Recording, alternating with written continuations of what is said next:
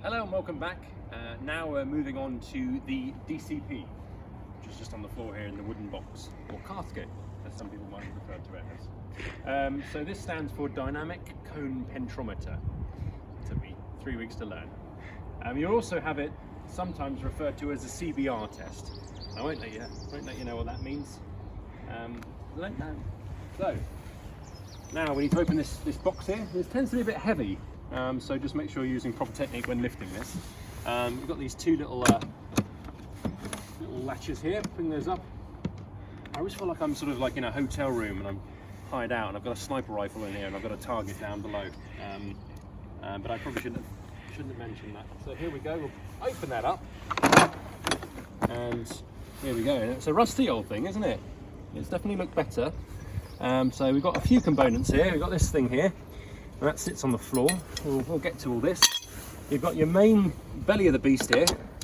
This is the bulk of your weight there. Pop that down as well.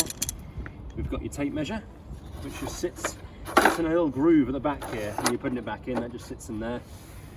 And then you've got your bolt, just here. And we want to make sure with this thing that we've got the tip on there nice and tight. So I can't actually undo that, so that means it's probably in there nice and tight. But just make sure, give that a little twist just to make sure that that's in there nice and tight. You don't want to lose those things, they're surprisingly expensive. I've been told, never bought one, but I've been told. So what we're going to want to do now is, and we'll close this as well, so if it starts raining, we don't want to fill that with water. Now we're going to, first of all, I usually just pop that in the end here.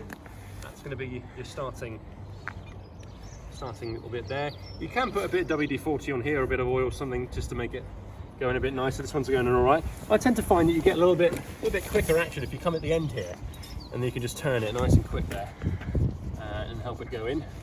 There's quite a lot of turning involved in that. Wrists tend to get a little bit fatigued.